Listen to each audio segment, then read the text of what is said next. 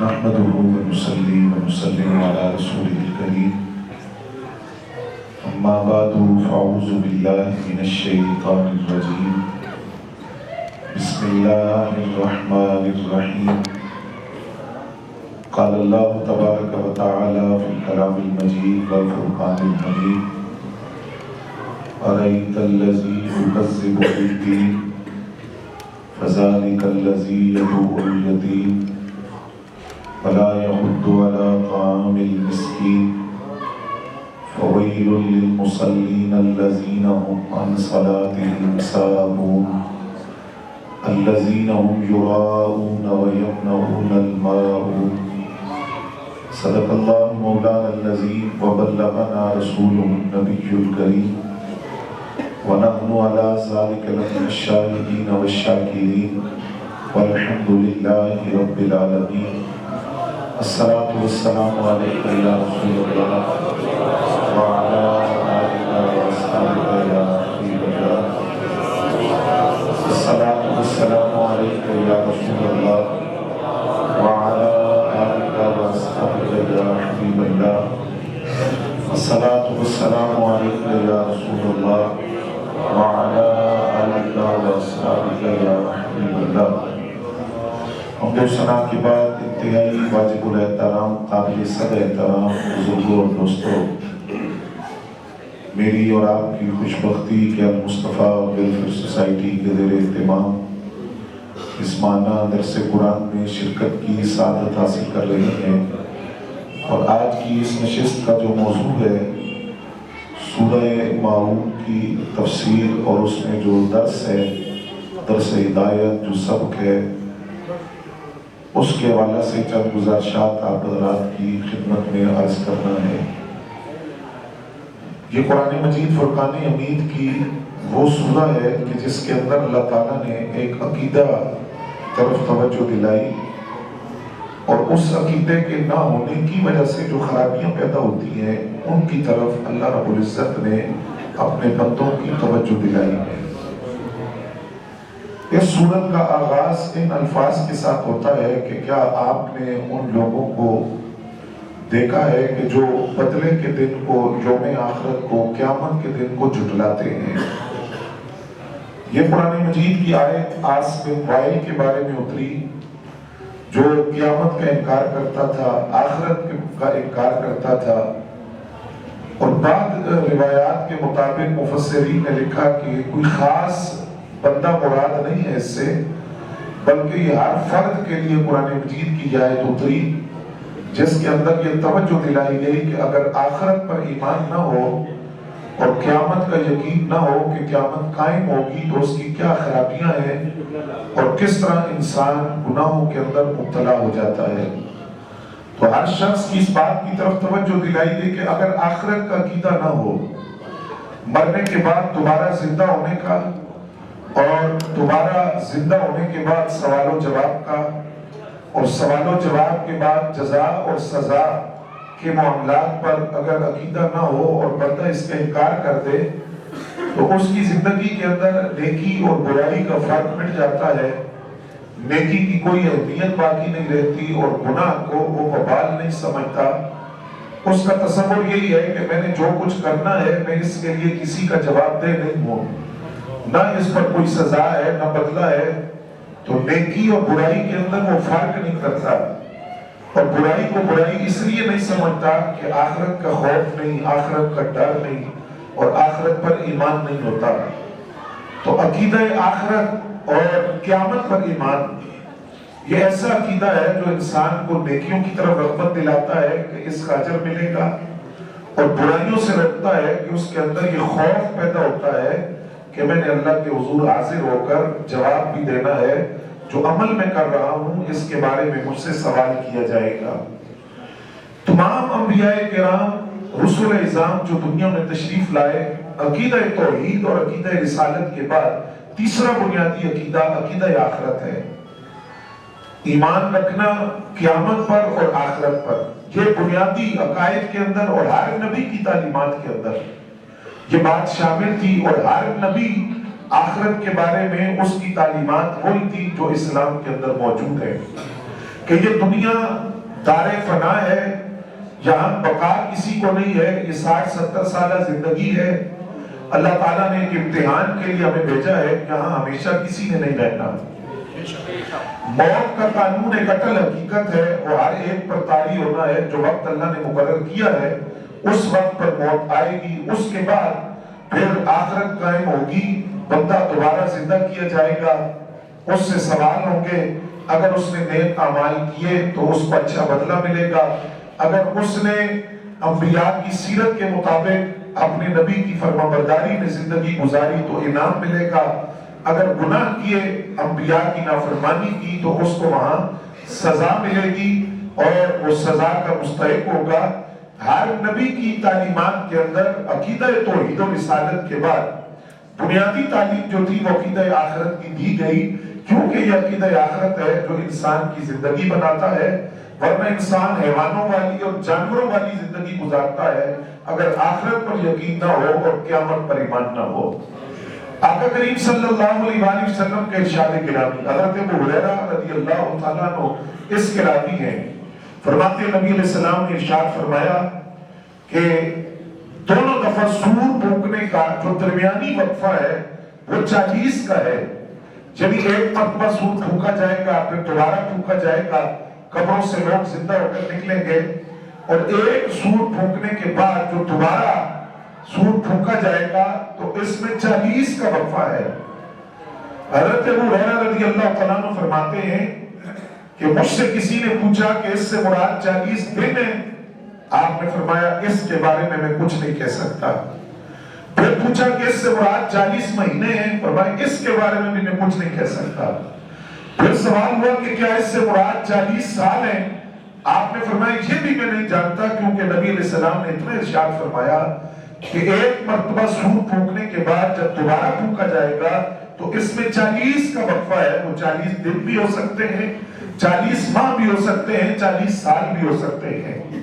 ہوگا کیا؟ فرمایا جب دوسری مرتبہ سور پھونکا جائے گا تو اس کے بعد اللہ تعالیٰ آسمان سے ایسی بارش برسائے گا کہ جس طرح بارش کے بعد زمین سے سبزہ اگتا ہے، اس طرح اس بارش کے بعد قبروں سے مدفونین نکلیں گے، جو لوگ وفات پا چکے ہیں قبروں کے اندر ہیں وہ قبروں سے نکلیں گے، اور قبر کے اندر انسان کے تمام اعضاء بوسیدہ ہو جاتے ہیں، لیکن نبی علیہ السلام نے فرمایا ایک ہڈی ہے جو ریڑھ کے سرے کی ہڈی ہے، رب اس ہڈی کو سلامت رکھتا ہے، قیامت کے روز انسان کی دوبارہ تخلیق کی ابتدا اسی ہڈی سے کی جاتی ہے، دوبارہ اس کو زندہ کیا جائے گا، پھر اس سے سوال و جواب کا سلسلہ ہوگا، اور یہی عقیدہ آخرت ہے، اس پر ایمان رکھنا یہ اسلام کے بنیادی عقائد میں سے ہے۔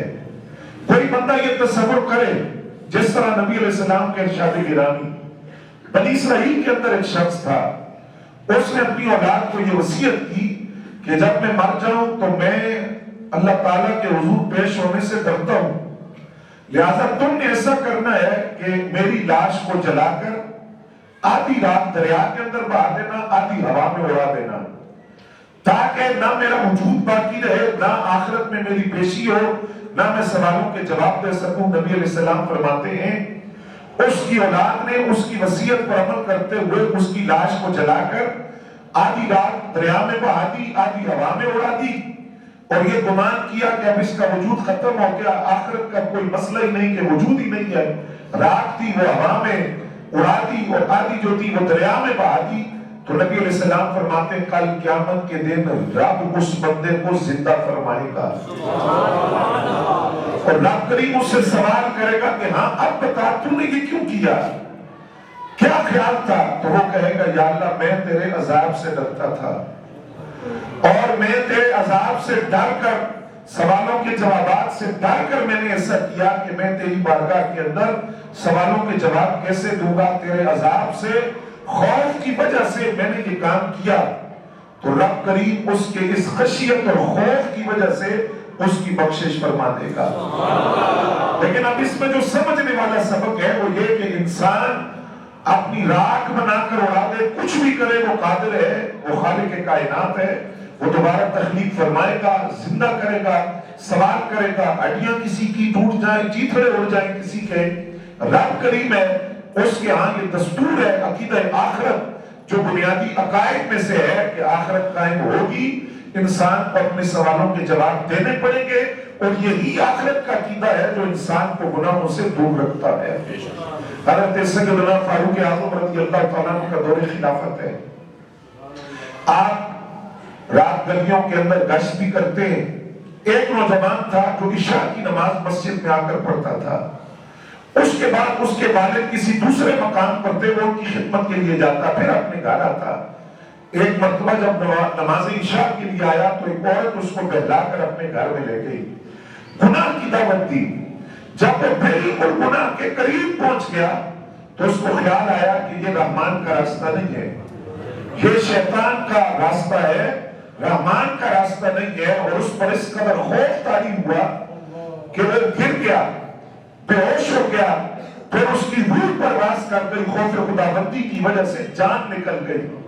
جنازہ پڑھا گیا، رات کے وقت تھا، تدفین ہو گئی، اور تدفین کے بعد وہ جو خوف آخرت کی وجہ سے وہ گناہ سے بچا، اجر کیا ملا کہ تدفین ہو گئی۔ صبح یہ واقعہ امیر المومنین حضرت فاروق اعظم رضی اللہ تعالیٰ عنہ کی خدمت میں عرض کیا گیا تو آپ نے فرمایا کہ تم نے مجھے کیوں نہیں بتایا، میں اس کا جنازہ پڑھتا، میں اس کی زیارت کرتا۔ لہذا آپ اس کی قبر پر تشریف لے گئے، اور قبر پر جا کر آپ نے دعا مانگی۔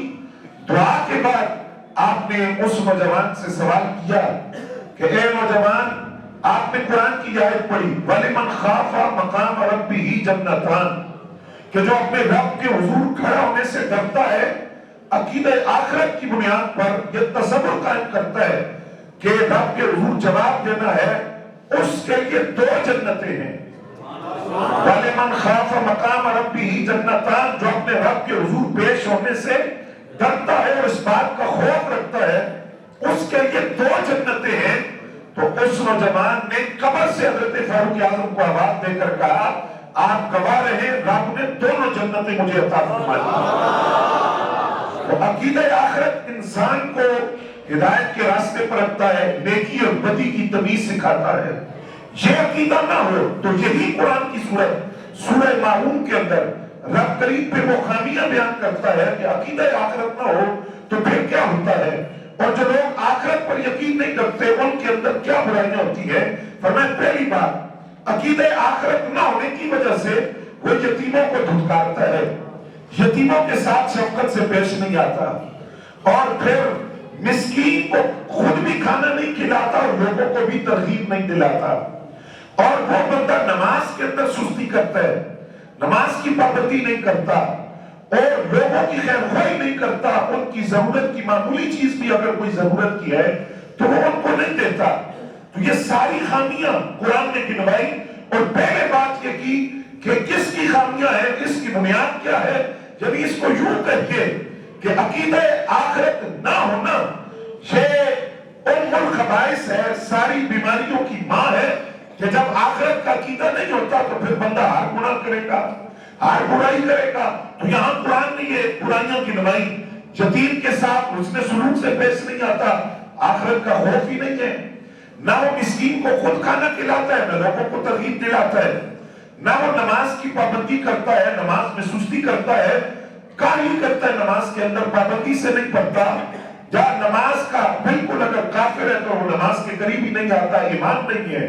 تو یہ ساری خرابیاں عقیدہ آخرت نہ ہونے کی وجہ سے ہیں۔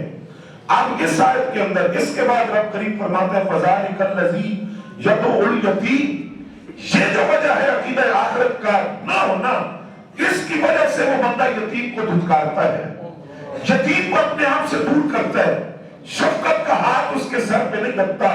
اس آیت کے خاص پس منظر ہے وہ یہ کہ ابو جہل کی کفالت کے اندر ایک یتیم تھا، اور ابو جہل اس کی کفالت کرتا تھا، آہستہ آہستہ اس کے مال کو ہڑپ کر لیا، مال پر قبضہ کر لیا، نہ اس کو لباس کے پیسے دیے نہ خوراک کے دیے، جب وہ مانگنے لگا تو اس کو دھتکار دیا، دھکے دے کر گھر سے نکال دیا۔ قریش کے کچھ سردار مکے کے بیت اللہ کے اندر بیٹھے ہوئے یہ منظر دیکھ رہے تھے، انہوں نے بطور مذاق تمسخر اڑاتے ہوئے اس یتیم سے کہا اگر تمہیں مداوت چاہیے نا تو جاؤ مسلمانوں کے نبی کو شکایت لگاؤ جا کر، وہ تمہاری مدد کرے کچھ کر سکتے. اور یہ بات بطور مذاق کہی کہ یہ جائے گا، وہ بات سنیں گے نہیں. ابو جہل کا مسئلہ ہے، وہ توجہ نہیں کریں گے. تو مذاق اور تمسخر اڑانے کے لیے یہ بات کہی. جب وہ بچہ گیا نبی علیہ السلام کے دروازے پر، وہ تو یتیموں کا آسرا ہے، وہ تو یتیموں کے والی ہے، اور وہ بے کسوں کا سہارا ہے. ایسا کیسے ہو سکتا ہے نبی علیہ السلام اس کی فریاد کو نہ سنتے؟ جب اس نے کہا کہ ابو جہل نے میرا مال ہڑپ کر لیا ہے، یتیم ہوں، میرے مال پہ قبضہ کر لیا ہے، لباس نہیں دے رہا اور کھانے کے لیے کچھ نہیں دے رہا، تو نبی علیہ السلام خود چل کر ابو جہل کے گھر گئے اور آپ نے فرمایا یہ یتیم آدمی ہے، تم اس کی مدد کیوں نہیں کرتے؟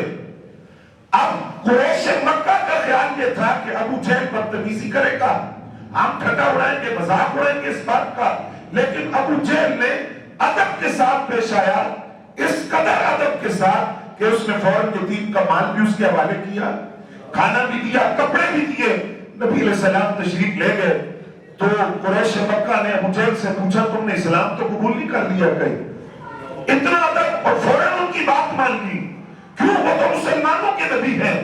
اس نے کہا جب مسلمانوں کے نبی آئے ان کی دونوں طرف میں نے ایک نیزہ دیکھا جو اور کسی کو نظر نہیں آتا تھا، میں نے دیکھا. اگر میں ان کی بات کا انکار کرتا تو وہ نیزہ مجھے ٹکڑے ٹکڑے کر کے رکھ دیتا. اس نیزے کو میں نے دیکھا، وہ ایک غیبی حفاظت تھی، غیبی پہرا تھا مسلمانوں کے نبی کے ساتھ. اگر میں ان کی بات نہ مانتا تو پھر کیا ہوتا؟ وہ مجھے چیر پھاڑ کر رکھ دیتا اور میں اپنی جان سے ہاتھ دھو بیٹھتا. اس لیے میں نے یتیم کا جو مال تھا فوراً اس کے حوالے کیا.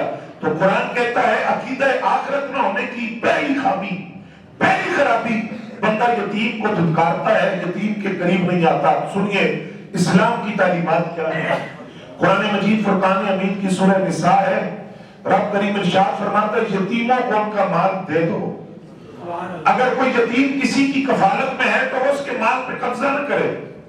جب وہ بلوغت کو پہنچ جائے، سمجھدار ہو جائے، اس کا مال اس کے حوالے کر دو.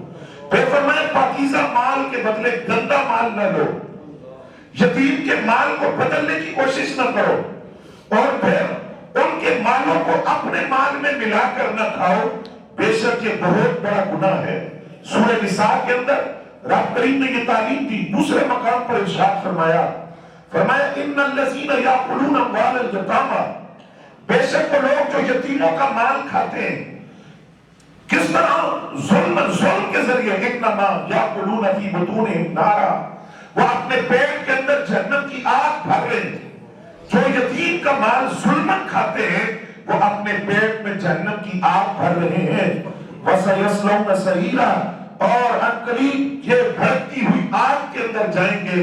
جو یتیم کا مال ظلمن کھا جاتے ہیں، جو کسی کی کفالت میں ہو اور وہ اس کا مال ظلمن کھا لے.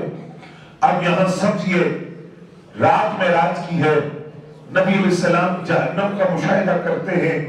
وہاں آپ نے کچھ لوگوں کو دیکھا کہ جو ہونٹ ہے اونٹ کی طرح بڑے ہیں، اور وہ بندہ آگ کا گولا اٹھا کر اپنے منہ میں ڈالتا ہے، اور وہ آگ کا گولا اس کی پیٹھ سے باہر نکلتا ہے. وہ پھر آگ کا گولا اٹھاتا ہے اپنے منہ میں ڈالتا ہے، وہ اس کی پیٹھ سے باہر نکلتا ہے. نبی علیہ السلام نے جبریل امین سے فرمایا جبریل یہ کون ہے جن کے ہونٹ اتنے بڑے اونٹ کے ہونٹ کی طرح اور آگ کا گولا اٹھا کر منہ میں ڈالتا ہے، وہ اس کی پیٹھ سے نکلتا ہے، اس کی کون سی بدعملی ہے؟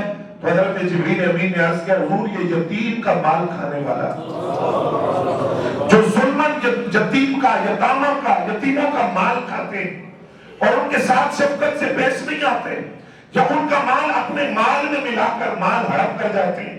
جب مال موجود ہے تو یتیموں کا حق نہیں دیتے. یہ وہ لوگ ہیں جن کو رب کریم نے یہاں اس عذاب کے اندر مبتلا رکھا ہے. اسی طرح قرآن مجید کی سورہ نساء کے اندر پھر رب کریم نے یتیموں کا ذکر کیا، اور سورہ نساء میں تفصیلاً یتیم کے مال کے حوالے سے ذکر کیا گیا کہ جو ظلمن کسی یتیم کا مال کھاتا ہے یا اس کا حق کھاتا ہے تو رب کریم کس طرح اس کو عبرت کا نشان بناتا ہے. اب دیکھیے نبی علیہ السلام کی تعلیمات کیا ہیں. آقا کریم نے فرمایا سب سے بہترین گھر وہ ہے جہاں کوئی یتیم پڑھ رہا ہو اور اس کے ساتھ اچھا سلوک کیا جا رہا ہو، اور سب سے بدترین گھر وہ ہے جہاں کوئی یتیم ہو اور اس کے ساتھ اچھا سلوک نہ کیا جا رہا ہو، وہ بدترین گھر ہے۔ لیکن بہترین گھر جس میں یتیم ہو اور یتیم کے ساتھ انسان شفقت سے پیش آتا ہو، رحمت کے ساتھ پیش آتا ہو۔ پھر نبی علیہ السلام نے ارشاد فرمایا، حضرت ابو امامہ رضی اللہ تعالیٰ عنہ اس کے حدیث کے راوی ہیں، فرمایا جس نے کسی یتیم کے سر پر شفقت بھرا ہاتھ رکھا تو اس کے ہاتھ کے نیچے یتیم کے سر کے جتنے بال آئیں گے اتنے بالوں کے برابر رب کریم اس کو اجر عطا فرمائے گا۔ اور اس کے ساتھ ہی نبی علیہ السلام نے فرمایا یتیم کے ساتھ شفقت سے پیش آنے والا، محبت سے پیش آنے والا، یتیم کی کفالت کرنے والا، یتیم کے ساتھ شفقت سے پیش آنے والا، پرورش کرنے والا، فرمایا وہ اور میں کل جنت میں اس طرح ہوں گے جس طرح ہاتھ کی یہ 2 انگلیاں ہیں۔ اتنا قرب ہوگا میرا اور اس یتیم کے ساتھ محبت سے پیش آنے والے کا، جس طرح 2 انگلیوں کے درمیان فاصلہ نہیں ہے، 2 انگلیوں کے درمیان تیسری انگلی کا فاصلہ نہیں ہے۔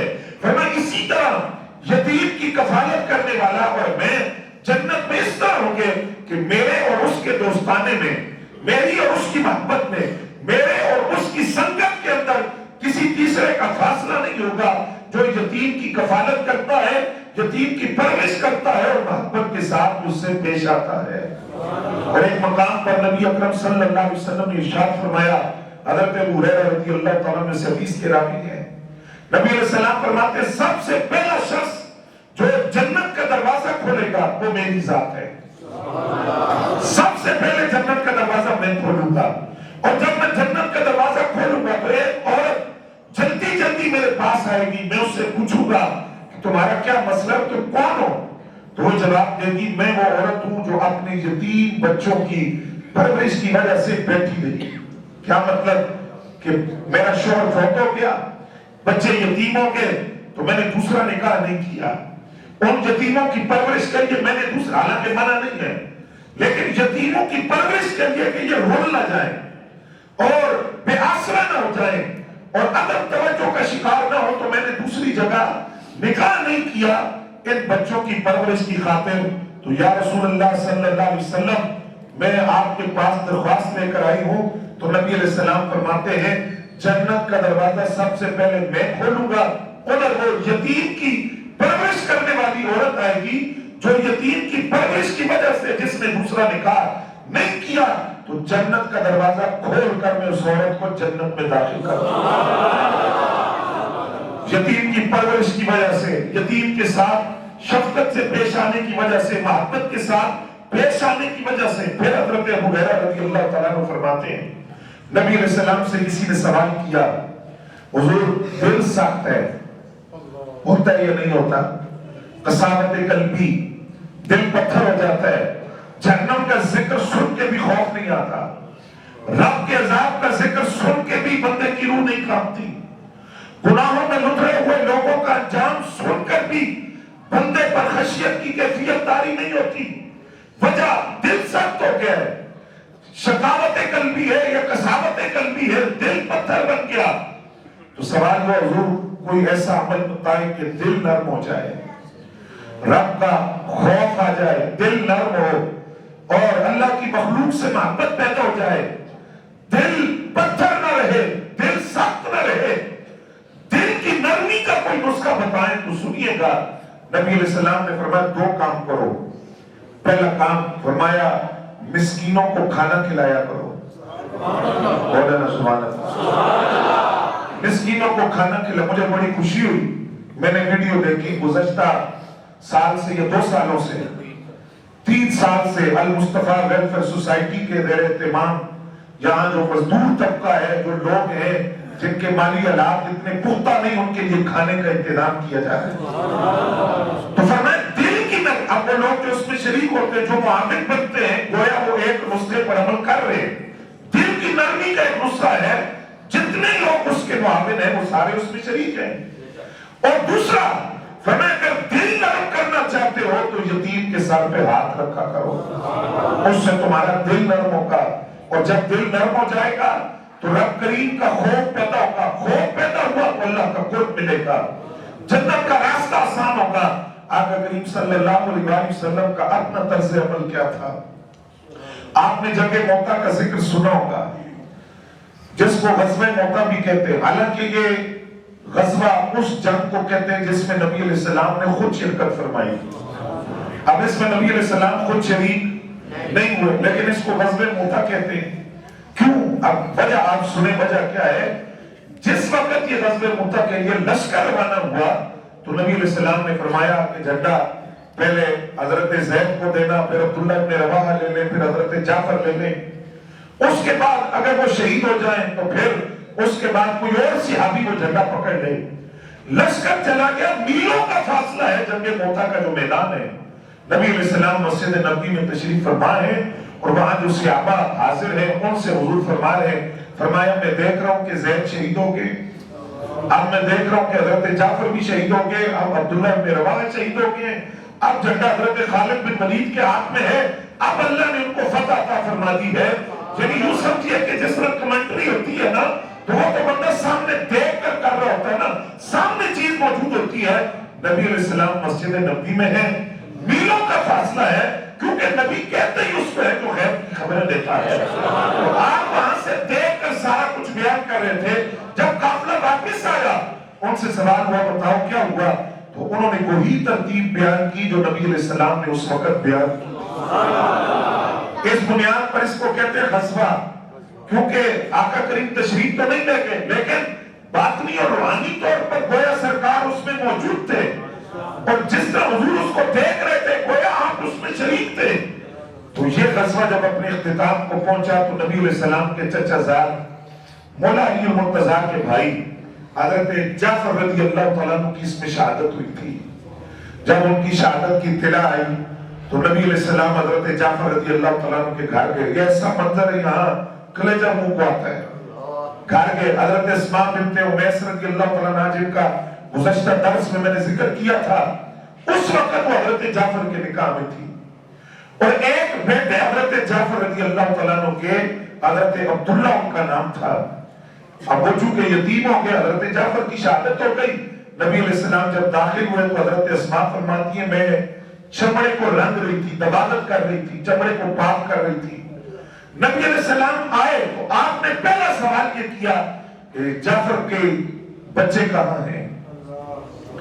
حضرت اسماء کہتی ہیں میں نے ان بچوں کو بلایا چونکہ اطلاع تھی کہ قافلہ واپس آ رہا ہے تو بچوں کو نہلا کر تیار کیا ہوا تھا کہ والد واپس آ رہے ہیں لشکر سے.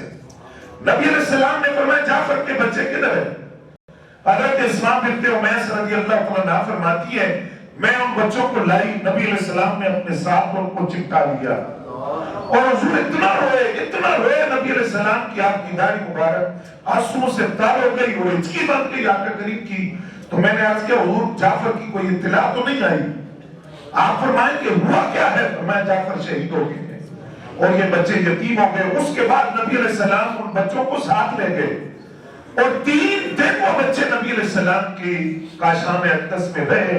تو حضرت عبداللہ جو حضرت جعفر رضی اللہ تعالیٰ عنہ کے ساتھ جاتے ہیں اور یہ وہی حضرت عبداللہ ہیں جن کا نکاح حضرت زینب بنت علی رضی اللہ تعالیٰ عنہ سے ہوا تھا. بڑے سخی تھے، سخاوت کے ان کے بے شمار واقعات موجود ہیں. حضرت عبداللہ بن جعفر طیار تو یہ حضرت عبداللہ رضی اللہ تعالیٰ عنہ فرماتے ہیں جب 3 دن ہم نبی علیہ السلام کے پاس رہے حضور اتنی شفقت سے پیش آئے کہ ہم یتیمی کا احساس ہی بھول گئے کہ یتیمی کس کو کہتے ہیں. اتنی شفقت اور محبت سے نبی علیہ السلام پیش آئے. تو اسلام کا طرز عمل یہ ہے یتیموں کے ساتھ محبت کا، اس نے سلوک کا حکم دیا. ایک صحابی ہیں حضرت اقربہ رضی اللہ تعالیٰ عنہ یہ غزوہ احد میں شہید ہو گئے. ان کے بیٹے تھے حضرت بشیر بن اقربہ رضی اللہ تعالیٰ عنہ. کہتے ہیں جس وقت مجھے والد کی شہادت کی اطلاع ملی تو میں رونے لگ گیا. نبی علیہ السلام تشریف لائے میرے پاس سے گزرے، آپ کی نظر کرم مجھ پر پڑی تو فرمایا کہ کیوں رو رہے ہو. رونے کی وجہ میں نے عرض کیا حضور میرے والد دنیا سے چلے گئے تو میں اس لیے رو رہا ہوں کہ یتیم ہو گیا ہوں.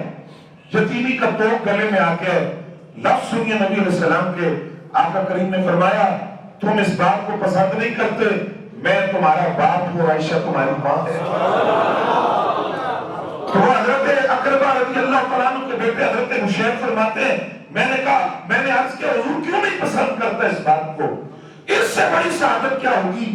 تو وہ کہتے ہیں کہ یتیمی کا غم تھا، ادھر والد کی وفات کی اطلاع شہادت کی اطلاع ملی تھی، پریشان تھا، لیکن جب سرکار نے یہ جملہ فرمایا بھارس بن گئی نا، یہ جملہ فرمایا کہ اس بات پر تم راضی نہیں کہ میں تمہارا باپ ہوں، عائشہ تمہاری ماں ہے، تو فرماتے ہیں واللہ روح کو سکون آ گیا، دل کو قرار مل گیا، وہ جو یتیمی کا احساس تھا وہ کچھ دیر کے لیے تھم گیا۔ ایسا جملہ سرکار نے فرمایا۔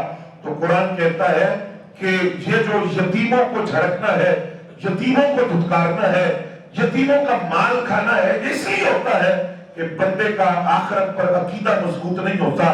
جب آخرت پر عقیدہ نہیں ہے تو پہلی خرابی یہ ہے کہ وہ یتیموں کو دھتکارتا ہے۔ اور ایک اور منظر دیکھیے، اسعد بن زرارہ رضی اللہ تعالیٰ عنہ نبی علیہ السلام کے صحابی ہیں، ان کا انتقال ہوا تو ان کی بچیاں کی صرف یتیم ہو گئی۔ نبی علیہ السلام نے ان بچیوں کی دلجوئی کے لیے سونے کی بالی ان بچیوں کو پہنائی۔ فرمایا پریشان نہ ہونا، تم یتیم ہو گئی ہو تو کیا ہوا، میں تو موجود ہوں نا، یتیموں کا بالی میں تو موجود ہوں۔ سونے کی بالیاں ان بچیوں کے کانوں میں پہنائی کہ اگر تمہارا والد نہیں ہے تو تم نے پریشان نہیں ہونا، میں موجود ہوں۔ تو یہ اسلام کی تعلیم ہے کہ اگر کسی گھر کے اندر کوئی یتیم ہو، خاندان میں یتیم ہو، محلے کے اندر کوئی یتیم ہو تو اس کے ساتھ شفقت سے پیش آئے، محبت سے پیش آئے، رحم کے ساتھ پیش آئے۔ پھر قرآن کہتا ہے کہ جو لوگ آخرت پر ایمان نہیں رکھتے ان میں ایک خامی یہ بھی ہوتی ہے، یا یہ خامی ہو تو اس کا مطلب یہ ہوتا ہے کہ آخرت پر ان کا یقین پختہ نہیں ہے۔ کیا خامی؟ وہ مسکینوں کو کھانا نہیں کھلاتے، مسکین دروازے پہ بھی آ جائے تو اس کو دھتکار دیتے، اور دوسروں کو بھی ترغیب نہیں دلاتے، خود بھی نہیں کھلاتے اور دوسروں کو بھی نہیں کہتے کہ تم کسی مسکین کو کھانا کھلاؤ۔ اب سوال یہاں یہ ہے کہ مسکین ہوتا کون ہے؟ یتیم تو آپ نے سنا جس کے باپ کا سایہ سر سے اٹھ جائے اس کو یتیم کہتے ہیں۔ ایک لفظ ہے فقیر، فقیر اس کو کہا جاتا ہے جس کے پاس کچھ نہ کچھ مال ہوتا ہے لیکن وہ اس کی ضروریات کے لیے کافی نہیں ہوتا۔ مسکین اس کو کہتے ہیں، شرط مسکین وہ ہے جس کے پاس کچھ بھی نہ ہو، وہ مسکین کہلاتا ہے کہ کچھ بھی نہ ہو اور بالکل کسب پرسی کی زندگی گزار رہا ہو تو اس بندے کو مسکین کہتے ہیں۔ تو قرآن کہتا ہے مسکینوں کو کھانا کھلانے کی ترغیب قرآن مجید میں سورہ ماعون کے اندر دلائی کہ مسکین کو کھانا کھلاؤ۔ قرآن مجید فرقان حمید میں سورہ دہر کے اندر اللہ رب العزت ارشاد فرماتے ہیں وَيُطْعِمُونَ الطَّعَامَ عَلَىٰ حُبِّهِ، اللہ کی محبت میں وہ کھانا کھلاتے ہیں، مسکین کو، یتیم کو، اسیر کو، قیدیوں کو کھانا کھلاتے ہیں، اور ان کے کھانا کھلانے کا ایک ہی مقصد ہے کہ اللہ کی رضا حاصل ہو جائے۔ یہ بندہ مومن کی شان بیان ہو رہی ہے، جو مومن ہے کامل ایمان والا وہ اللہ کی محبت میں مسکینوں کو، یتیموں کو، اسیروں کو کھانا کھلاتا ہے۔ اس کے پس منظر میں آپ جانتے ہیں وہ واقعہ موجود ہے جہاں مولا علی المرتضیٰ شیر خدا رضی اللہ تعالیٰ عنہ، سیدہ زہرا سلام اللہ علیہا، آپ کی کنیز سیدہ فدہ اور حسنین کریمین، انہوں نے روزہ رکھا تھا، منت مانی ہوئی تھی، روزہ رکھا۔ ایک دن افطار کا وقت آیا تو یتیم آ گیا، دوسرے دن افطار کا وقت آیا تو مسکین آ گیا، تیسرے دن افطار کا وقت آیا تو ایک قیدی آ گیا۔ وہ افطار کا جو سامان تھا وہ اٹھا کر اس کو دے دیا، اپنی بھوک کو قربان کر دیا۔ تو بعض مفسرین کے نزدیک یہ جو قرآن کی آیت ہے یہ ان نفوس قدسیہ کی شان میں اتری ہے جو مسکینوں کو کھانا کھلاتے ہیں اور اپنی ذات پر مسکینوں کو ترجیح دیتے ہیں۔ حضرت انس رضی اللہ تعالیٰ عنہ فرماتے ہیں نبی علیہ السلام نے ارشاد فرمایا مسکین لوگ عمرہ سے 40 سال پہلے جنت میں داخل ہوتے ہیں۔ کتنے سال؟ اس کا مفہوم سمجھ رہے ہیں۔ حضرت عبدالرحمن بن عوف رضی اللہ تعالیٰ عنہ بڑے مالدار تھے، بڑا مال تھا، یعنی جب آپ دنیا سے رخصت ہوئے تو جو سونا آپ نے چھوڑا تھا وہ کلاڑیوں کے ساتھ توڑ کر تقسیم کیا گیا، اور 4 بیویاں تھی آپ کی، ایک کثیر رقم ان کے حصے میں آئی، ازواج مطہرات کو دیا گیا، بدری صحابہ کے لیے آپ نے وصیت فرمائی تھی ان کو دیا گیا۔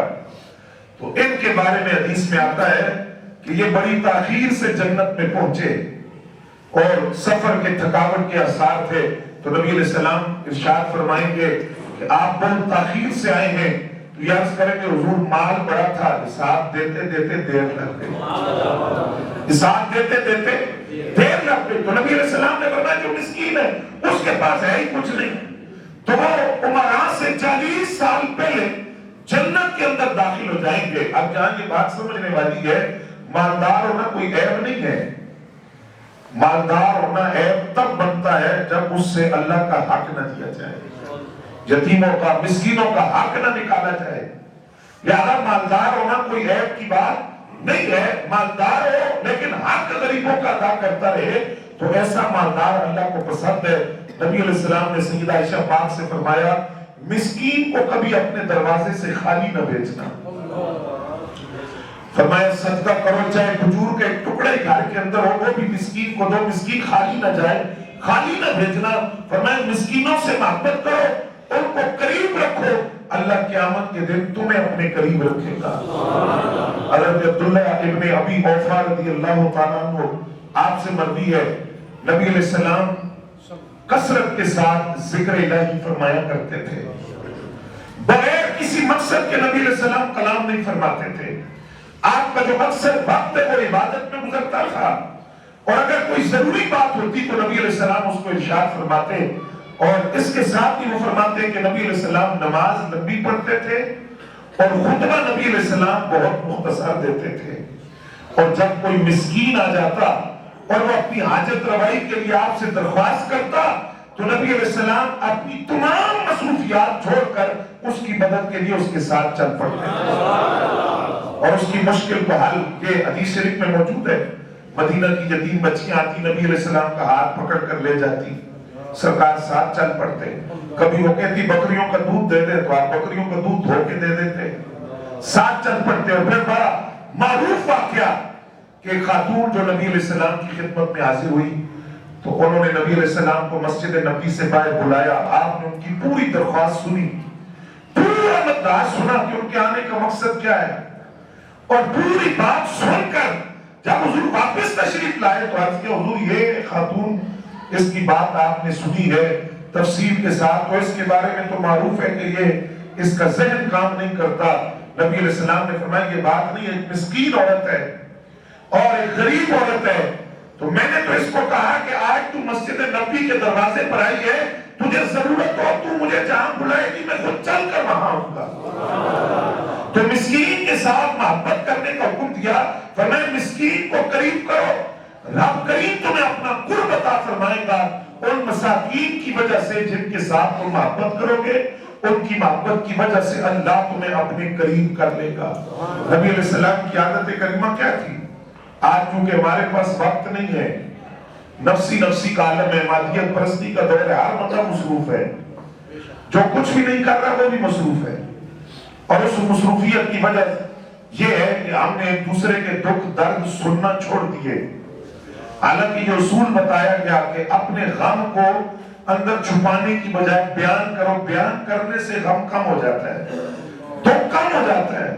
تو مساکین کے ساتھ اسی لیے محبت کا حکم دیا۔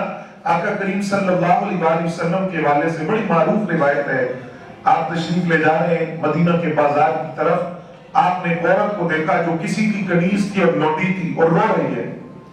رونے کی وجہ کیا ہے کہ آقا نے آٹا خریدنے کے لیے بھیجا تھا، آٹا نہیں خرید سکی، جو رقم دی تھی دینار دیے تھے وہ بھی گم کر دیے، تو اب تاخیر بھی ہو گئی ہے اور آٹا بھی نہیں خرید سکی، تو نبی علیہ السلام کے پاس کچھ رقم تھی جس سے آپ نے آٹا خریدا، خرید کر اپنے کندھے پر رکھا، اس عورت کے ساتھ چلے، اور جو اس کے آقا کے دروازے پر پہنچ کر نبی علیہ السلام نے سلام کیا تو تیسری مرتبہ سلام کرنے پر دروازہ کھلا، اور نبی علیہ السلام کی عادت کریمہ تھی تیسری مرتبہ سلام کرنے پر جب دروازہ نہیں کھلتا تھا تو حضور واپس تشریف لے آتے تھے، دروازے پر کھڑے نہیں رہتے تھے، یہ آداب اجازت لینے کے بتائے، تو حضور واپس تشریف لانے کی بجائے جب تیسری مرتبہ آپ نے سلام کیا تو اس نے دروازہ کھولا۔ جب دروازہ کھولا تو نبی علیہ السلام نے فرمایا پہلے تو یہ بتاؤ تاخیر کیوں کی؟ عرض کیا حضور آواز آپ کی پہچان گیا تھا، تو میں نے کہا نبیوں کے امام ہے، میرے دروازے پر آ کر سلامتی کی دعائیں دے رہے، السلام علیکم دعا ہے نا سلامتی، سلامتی کی دعا دے رہے تو جس قدر میں سمیٹ سکوں سمیٹ لوں. اب آپ فرمائیے حضور کیسے آنا ہوا؟ فرمایا تمہاری کنیز ہے، یہ اس کو تاخیر ہو گئی تو میں اس کو تمہیں یہ کہنے آیا ہوں کہ تم نے اس کو کہنا کچھ نہیں ہے. اب یہاں ایک بڑا باریک نقطہ آگے جو بات آ رہی ہے اس سے یہ بات ریلیٹ ہے کہ ریاکاری نہیں ہونی چاہیے، اخلاص ہونا چاہیے.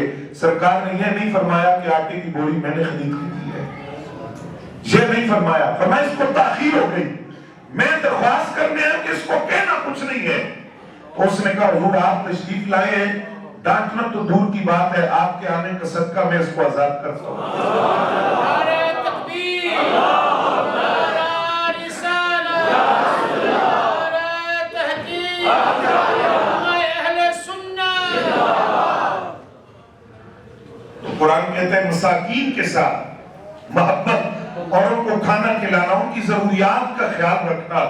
اور ایصال ثواب کی بھی ایک بڑی صورت یہ ہے کہ ہم کسی مسکین کی مدد کرتے رہیں، ماہانہ اس کی خدمت کرتے رہیں، راشن اس کے گھر بھیجتے رہیں. تو یہ بھی ایصال ثواب کی ایک صورت ہے جو شریعت مطہرہ نے بیان کی. اس کے بعد قرآن کہتا ہے جب عقیدہ آخرت پر ایمان نہ ہو یا عقیدہ آخرت کے اندر انسان متزلزل ہو، پختگی نہ ہو، مستحکم نہ ہو وہ عقیدہ، تو پھر کیا ہوتا ہے کہ وہ نہ یتیموں کا خیال رکھتا ہے، نہ مسکینوں کو دھتکارتا ہے. اور ایک خرابی پھر یہ ہوتی ہے کہ وہ نماز کے اندر سستی کرتا ہے، نماز کے اندر کہلی کرتا ہے. آقا کریم صلی اللہ علیہ وآلہ وسلم نے معراج کی رات کچھ لوگوں کو دیکھا جہنم کے اندر، ان کے سر کچلے جا رہے ہیں، سر درست ہو جاتے ہیں، پھر کچل دیے جاتے ہیں، پھر درست ہو جاتے ہیں. کون ہے؟ نماز میں سستی کرنے والے، نماز پابندی سے نہیں پڑھتے، نماز کا خیال نہیں کرتے. اب نماز میں سستی کیا ہے؟ وہ نماز کی سستی کیا ہے وہ ذرا سنیے. پہلا جو اس کا مفہوم مفسرین نے لکھا، فرمایا ایک تو یا تو اس سے مراد ہے منافقین جو مسلمانوں کے ساتھ ہوتے، کامل مومنوں کے ساتھ، ان کے سامنے نماز پڑھتے تھے اور جب تنہا ہوتے تو نماز چھوڑ دیتے. تو ایک تو ان سے کہا فویل للمصلین، ہلاکت ہے ان نمازیوں کے لیے جو اپنی نماز کے اندر سستی کرتے ہیں، کاہلی کرتے ہیں. ان سے کہا کہ یہ منافقت چھوڑ دو، جب مسلمانوں کے سامنے ہوتے ہو تو نماز پڑھتے ہو، جب تنہا ہوتے ہو تو نماز چھوڑ دیتے ہو، تو یہ منافقت چھوڑو. اور دوسرا فرمایا ہر بندے مومن سے کہا گیا کہ نماز شوق کے ساتھ پڑھے اور سستی نہ کرے. سستی کیا ہے؟ اذان کی آواز آ گئی، نماز کا وقت شروع ہو گیا، بندہ بیٹھا ہوا ہے، بیٹھا رہا یہاں تک کہ نماز کا آخری وقت آ گیا. مثلاً عصر ہے، سورج غروب ہونے کے قریب ہے، اب فٹافٹ اٹھا، مصلی بچھایا، 4 رکعتوں کو فوراً ادا کیا، نہ تعدیل ارکان کا خیال رکھا، نہ رکوع سکون سے کیا، نہ سجدہ سکون سے کیا، فٹافٹ نماز پڑھی. تو یہ نماز کے اندر کاہلی اور سستی ہے کہ نماز کا وقت ہو جاتا ہے، بیٹھا رہا، اس کو وقت پر مستحب وقت پر ادا نہیں کیا، آخری وقت میں جا کر اس کو جلدی ادا کیا. یا جو نماز کے مستحبات تھے ان کا خیال نہیں رکھا، بغیر کسی شرعی عذر کے باجماعت نماز کے ساتھ نماز ادا نہیں کی اور پھر جان بوجھ کر نماز کو قضا کر دیا. فرمایا یہ سارے وہ لوگ ہیں جن کو قرآن کہہ رہے ہلاکت ایسے لوگوں کے لیے، نماز پڑھتے تو ہیں لیکن اس طرح پڑھتے ہیں، خیال نہیں کرتے، سستی کرتے، لاپرواہی کرتے. حضرت ابو ہریرہ رضی اللہ تعالیٰ عنہ فرماتے ہیں آقا کریم صلی اللہ علیہ وسلم کا ارشاد گرامی، آپ نے فرمایا 2 نمازیں منافقوں پہ بڑی بھاری ہیں، فجر اور عشاء، بڑی بھاری ہے منافقوں پر. کیوں؟ فرمایا اس لیے فجر میں بھی آپ جانتے ہیں اٹھ کے آنا ہوتا ہے، بیدار ہو کر نیند چھوڑ کے آنا پڑتا ہے، اور عشاء کے وقت نیند کا غلبہ ہوتا ہے. تو فرمایا کہ 2 نمازیں منافقین پر بڑی بھاری ہیں.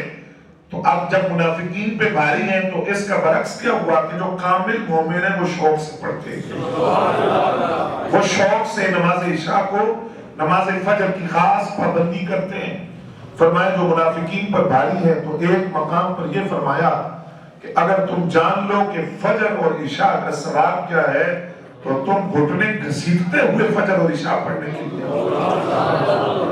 اگر پتہ چل جائے کس کا اجر کیا ہے اور ان دونوں نمازوں کا ثواب کیا. آپ جانتے ہیں اثر کو تو صلاۃ وسطیٰ کہتے ہیں، صلاۃ وسطیٰ جس کی قرآن کے اندر خاص تاکید کی گئی کہ نمازوں کی حفاظت کرو، بالخصوص صلاۃ وسطیٰ، اور اس سے مراد نماز عصر ہے۔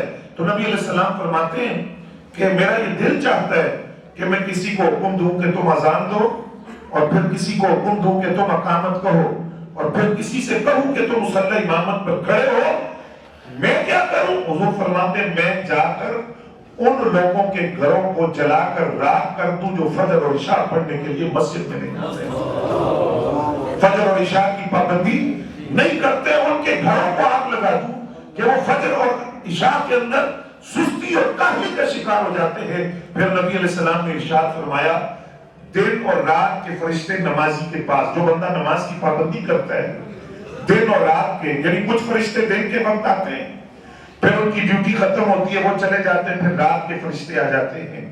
نبی علیہ السلام نے فرمایا دو وقت ایسے ہیں کہ وہاں وہ فرشتے اکٹھے ہوتے ہیں، یعنی جانے والے بھی اور آنے والے بھی اکٹھے ہوتے ہیں، پھر جانے والے چلے جاتے ہیں، آنے والے ڈیوٹی کرتے ہیں۔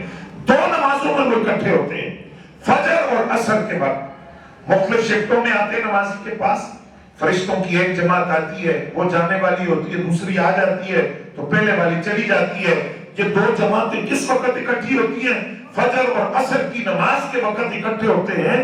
فرمایا جب وہ فرشتے تمہارے پاس ٹھہرے ہوتے ہیں، اوپر چڑھ کر جاتے ہیں تو رب ان سے فرماتا ہے کہ بندے کو کس حال میں چھوڑ کے آئے ہو، کس حال میں چھوڑ کر آئے ہو؟ تو وہ کہتے ہیں نماز پڑھ رہا تھا، نماز کی حالت میں تھا۔ وہ جو دوسری جماعت آئی ہے وہ جاتی ہے، رب ان سے فرماتا ہے کس حال میں چھوڑ کر آئے ہو؟ وہ بھی کہتے ہیں نماز پڑھ رہا تھا۔ یا اللہ جب ہم گئے تو تب بھی نماز پڑھ رہا تھا، جب چھوڑ کر آئے تو تب بھی نماز پڑھ رہا تھا، وہ نماز کی حالت میں تھا۔ تو رب کریم کی بارگاہ کے اندر وہ فرشتے گواہی دیتے ہیں، اور وہ یہ گواہی دیتے ہیں کہ ہم گئے تو نماز پڑھ رہا تھا، جب ہم اس کے پاس سے لوٹ کر آئے تو تب بھی وہ نماز کی حالت میں تھا۔ نماز اور باجماعت نماز اور مسجد کے اندر نماز۔ حضرت عثمان رضی اللہ تعالیٰ عنہ فرماتے ہیں میں نے ایک مرتبہ نبی علیہ السلام سے درخواست کی کہ میں نابینا ہوں، آپ مجھے اجازت دے دیں۔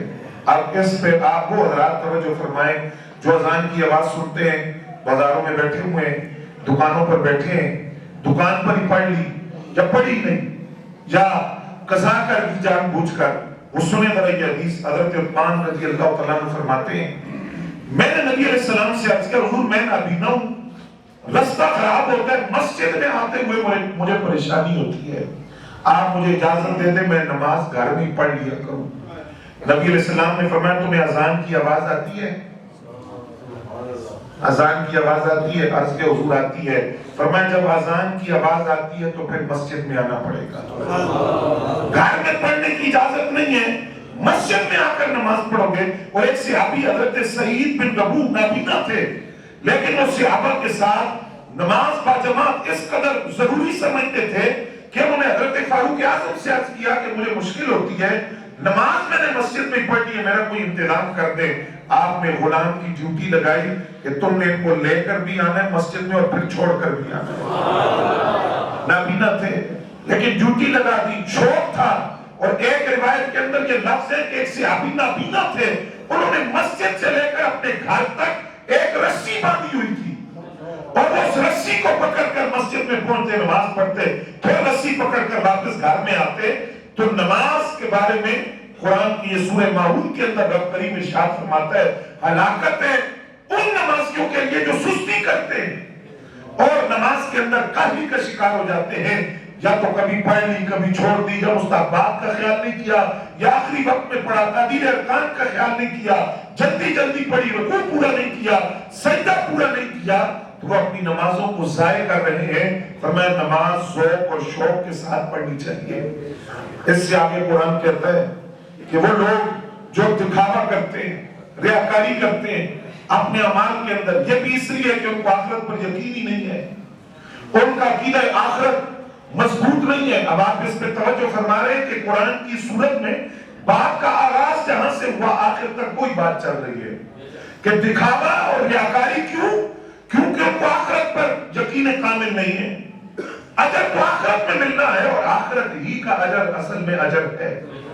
دنیا کا اجر اس کے مقابلے میں جو آخرت کا اجر ہے اس کا تو ہم تصور بھی نہیں کر سکتے، کیونکہ جنت کی نعمتیں وہ ہیں نہ کسی کان نے سنا، نہ کسی آنکھ نے دیکھا، اور نہ کسی کے دل میں خیال آیا۔ وہ جنت کی نعمتیں اللہ نے تیار فرمائی۔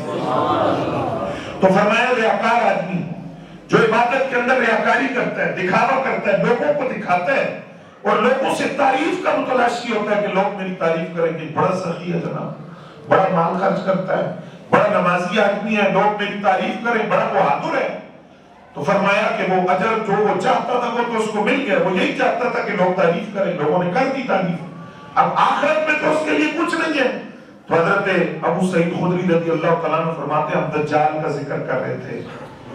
دجال آپ جانتے ہیں سب سے بڑا فتنہ ہے، میں نے عرض کیا تھا مسئلہ فلسطین کے حوالے سے جب تو وہاں بتایا تھا آپ کو، سب سے بڑا فتنہ علامات قیامت، 10 جو بڑی علامتیں قیامت کی بیان ہوئی اس میں سب سے بڑی علامت ہے دجال۔ تو دجال کا ذکر کر رہے تھے، نبی علیہ السلام تشریف لائے، آپ نے فرمایا میں تمہیں ایسی چیز کی خبر نہ دوں جس کا مجھے دجال سے بھی زیادہ تم پر خوف ہے۔ وہ کیا ہے؟ فرمایا وہ شرک خفی ہے، اور وہ یہ ہے کہ آدمی نماز پڑھنے کے لیے کھڑا ہوتا ہے، نماز اس وجہ سے لمبی کر دیتا ہے کہ کوئی مجھے دیکھ رہا ہے تو چلو لمبی پڑھ۔ وہ کہے کہ جناب کس قدر صوفی آدمی کتنی لمبی نمازیں پڑھتا ہے، تو لوگوں کو دکھانے کے لیے۔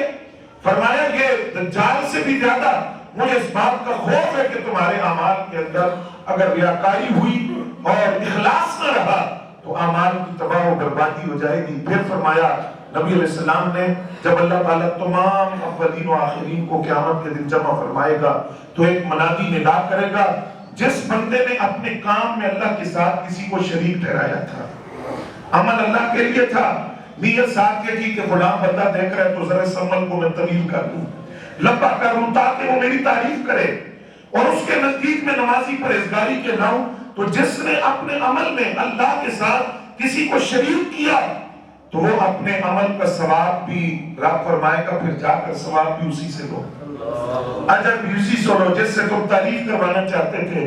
اس کے آخری بالکل حصہ رب کریم ارشاد فرماتا ہے وَيَمْنَعُونَ الْمَاعُونَ، یہی سورت کا نام بھی ہے۔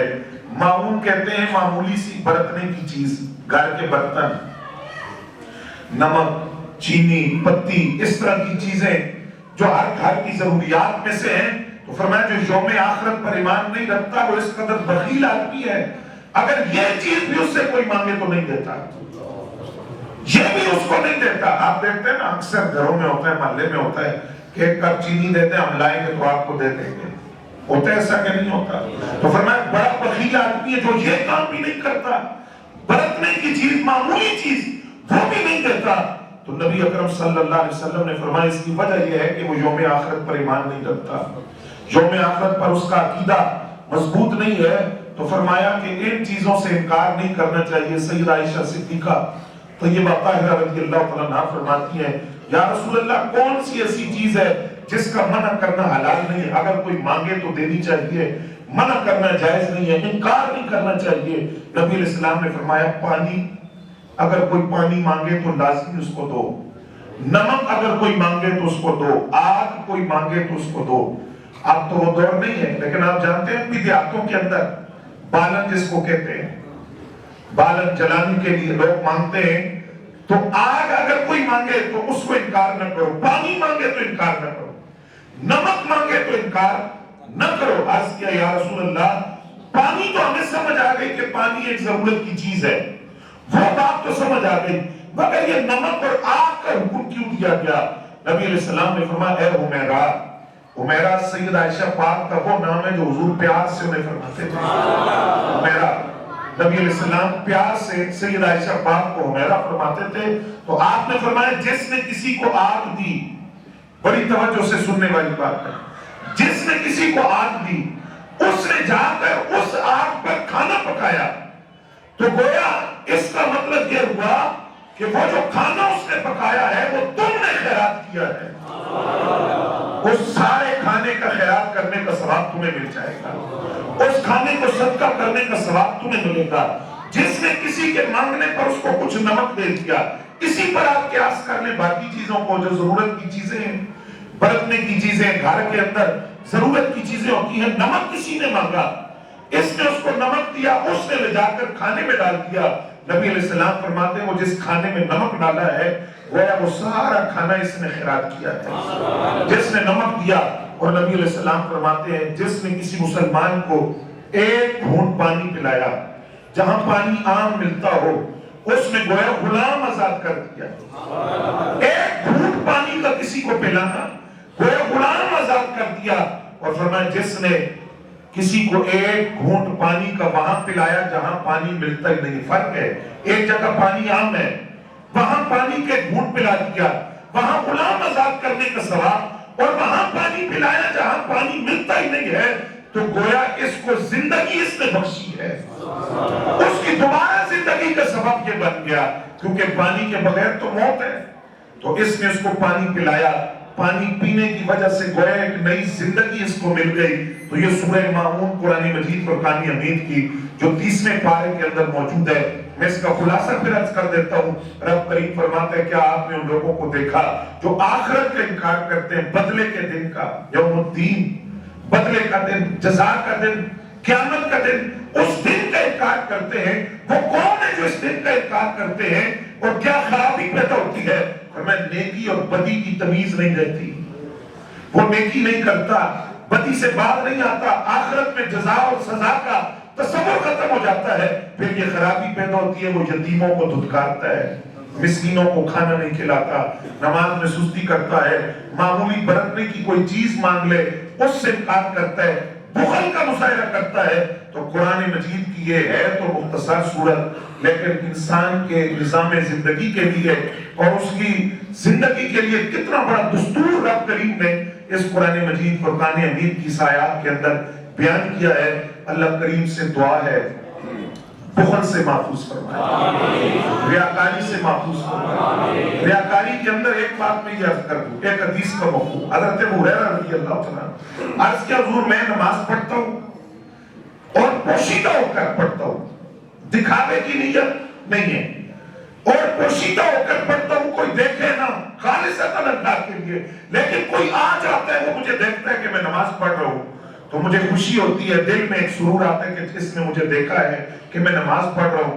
نیت نماز کے اندر یہ نہیں تھی لیکن وہ اچانک آ گیا، اس نے مجھے دیکھا، اور اس خوشی کی بنیاد یہ ہے کہ یہ رغبت کرے گا، یہ بھی نماز پڑھے گا، تو حضور نے فرمایا پھر تو تمہیں دو ثواب ملیں گے، ایک تم نے پوشیدگی کے اندر عبادت شروع کی، اور دوسرا تم نے ظاہر کی، اور ظاہر کی وجہ سے کسی کو رغبت ہو گئی، تو یہ ریاکاری نہیں ہے، یہ ثواب ہے۔ کوئی مال دکھا کر اس لیے دیتا ہے کہ باقیوں کو ترغیب ہو جائے، ریاکاری مقصود نہیں ہے، تو یہاں اس کو ڈبل ثواب ملے گا۔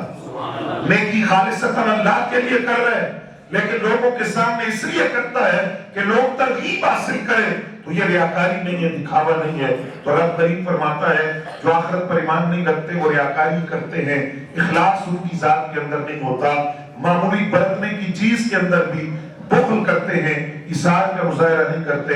رب کریم سے دعا ہے تعلیمات قرآن پر عمل کرنے کی توفیق عطا فرمائے، اور قرآن کے پیغام کو اپنی زندگیوں میں نافذ کرنے کی توفیق عطا فرمائے۔